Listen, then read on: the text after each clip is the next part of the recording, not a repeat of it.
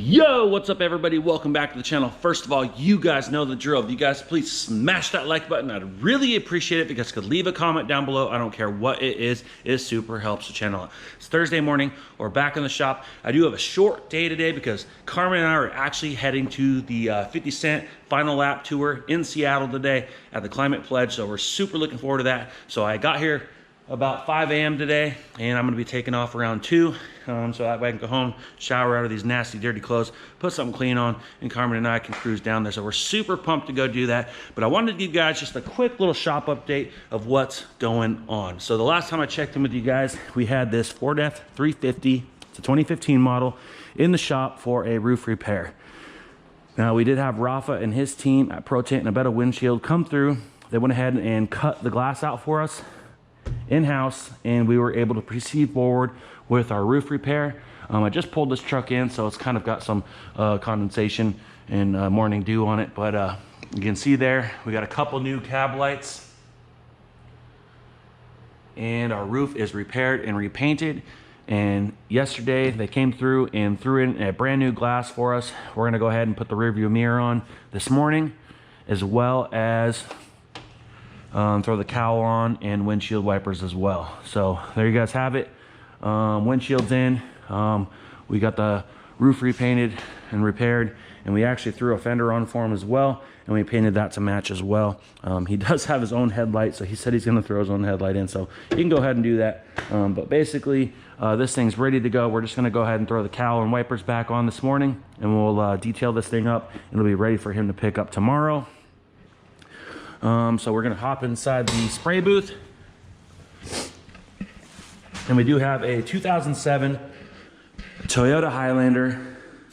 And you can see here it's all bagged up, and in the front we actually have some headlights that we refinished. So by refinishing, I mean we kind of did a what I call a lens restore. It's basically a headlight restoration. We do utilize some sandpaper to go ahead and sand these headlights out. I start with 800 grit. Sometimes I start with a little coarse depending on how yellow they are, but the goal is to get all that yellow taken down and off. So if they're really yellow, you're gonna probably wanna start with something maybe a little more coarse, maybe 600 grit. Honestly, you don't have to go any more coarse than that, to say the truth, but 600 if they're really yellow. If they're not that bad, they're just kind of faded and cloudy, some 800 grit wet is totally fine. It's pretty much the best grit I've found to use. I don't like using too much finer than that because you still kind of want to have a little bit of a mechanical bond. Obviously we use plastic adhesion promoter as well, so we do get a chemical bond as well. But we do use 800 grit wet, and we sand these headlights down by hand. Of course I tape a perimeter. I do our wet sanding. Once I'm thoroughly done with that, I'll dry it off with a rag, go to the next headlight, do the same thing, and then I'll come back and I'll use a gray Scotch-Brite or a worn out used red Scotch-Brite. And I'll go ahead and scuff all the edges really good, stick it in the cracks, the crevices, go over the face really good, give it a good scuff, and then I blow it off, I pull it in the booth, we do a perimeter tape job, and then we bag it, cut it out, and we use the 1.5 inch around, and a wax and grease remove them, blow them, a coat of adhesion promoter, and 2 coats of high quality UV protecting clear coat. We do use a 4-to-1 clear coat, and I do 2 coats, and it seems to be the trick. I've done this many times over the years, and I've yet to have one fail on me. So we do offer a lifetime warranty on this headlight restoration, and obviously these headlights are about 15 years old. And you can see some slight cracking from just how old they are. Very slight though. I think this is the DRL slash high beam here. But other than that, from about a foot away or more, they look brand new. And the good thing about redoing your headlights versus replacing these, a lot of times people will replace them with some that they maybe find on Amazon for $127. A lot of times those are just made with super cheap materials. Not only do many times do they leak and they get condensation and stuff in the headlight, A lot of times those will just fade and yellow out after a couple summers as well. So always utilizing a restoration, if you can, on your OEM housings is the best fix that you can get.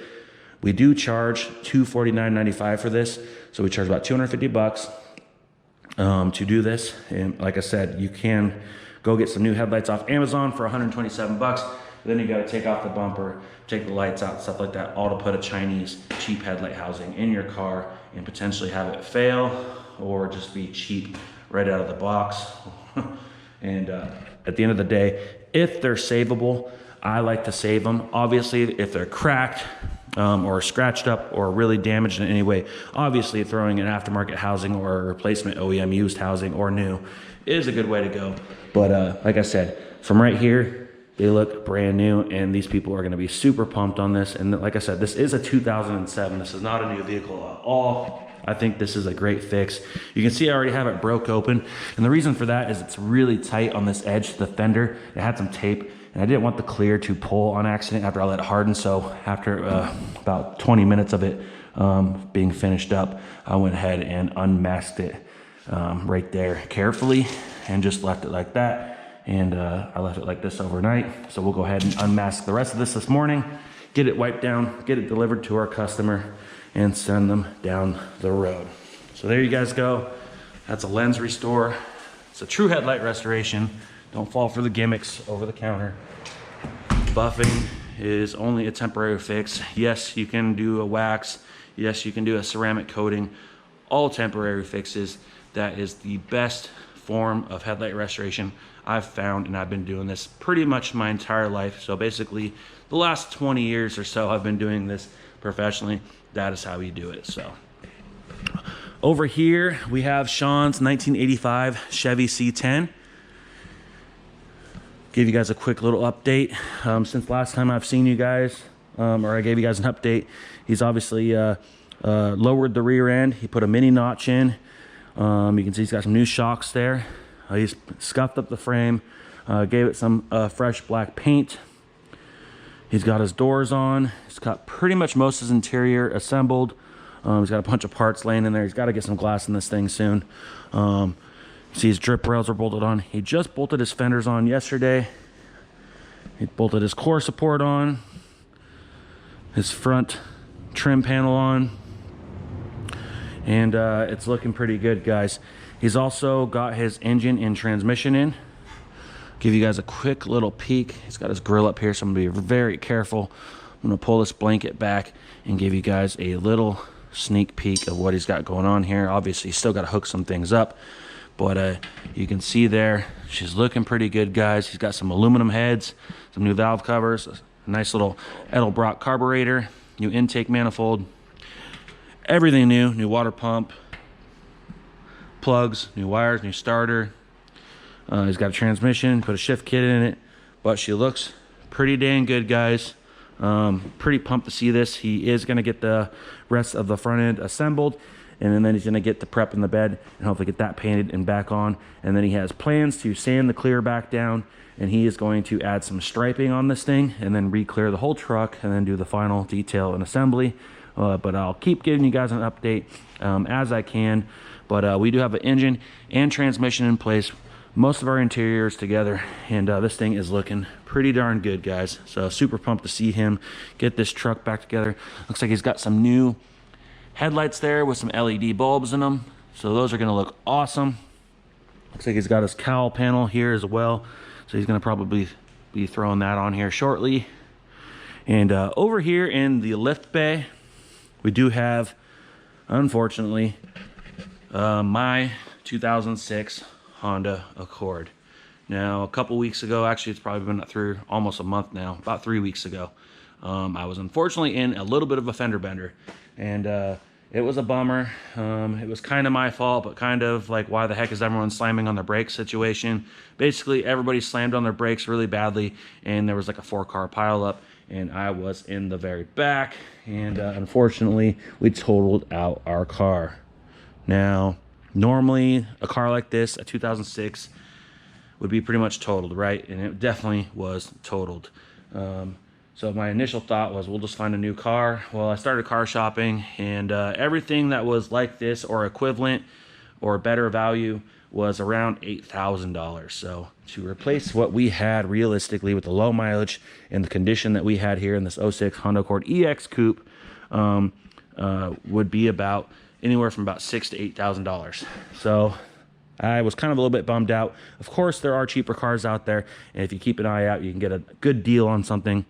But I decided to take another look at this thing to see if it is fixable, because obviously that is what we do here, guys. And it was smoked. I'm gonna leave a I'm gonna actually, probably the thumbnail of this video, you guys will probably see the before damage. But there you guys go. Yesterday I had some time, so I went ahead and set this thing up on the frame rack. Of course, I did a good tear down. I spent about a couple hours a couple weeks ago doing a tear down on this. It still starts, still drives. Obviously, it has no radiator. It lost all its coolant, so we can't leave it running long. But it was start and drove enough to get in and out of the shop. So we did do a tear down so I could kind of get a good look at the structure and see what was damaged. I saw pretty much the most of what I needed to see. I do believe it was fixable, so I did want to get it on the frame rack next.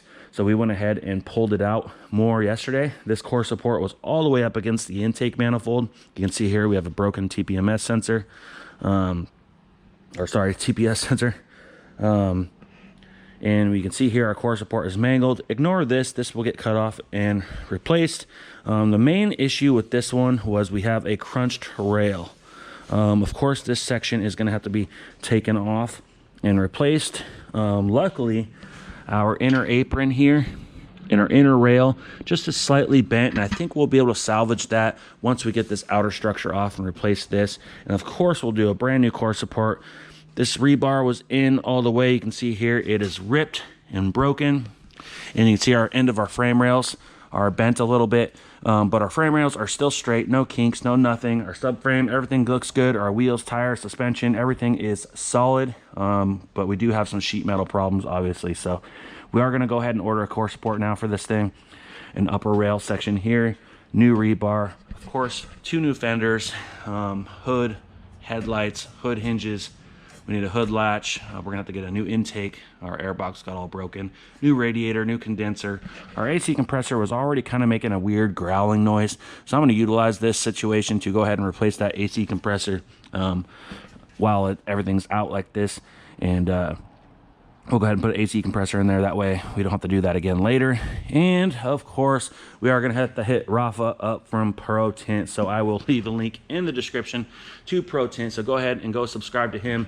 I'll have them come in, cut this glass out before paint. We're probably just gonna end up prepping out this whole car, fixing up the last couple dents on it, and doing a complete paint job on this one, just because we are already going to be blending the doors. We do have a little scratch here, so we'd already be prepping this quarter panel, and it's like we might as well paint the entire car at that point and give this thing a fresh look. And like I said, I kind of had plans to drive this car until the wheels fell off. We're only just past 100K right now. A couple years ago, this thing only had 88,000 miles on it. It's in great condition.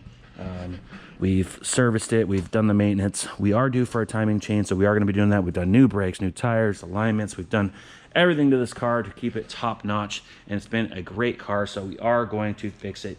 It's probably going to cost me about $3,000 in parts, unfortunately, but $3,000 is cheaper than $6,000 to $8,000 for another car that probably needs maintenance. It's been neglected, probably needs an alignment, new brakes, new tires, stuff like that. So I think I can just pick away at this for the next couple of months, and we'll have a finished product, and we'll also have our car still. So unfortunately, the car was severely damaged, and it sucks, but it happened.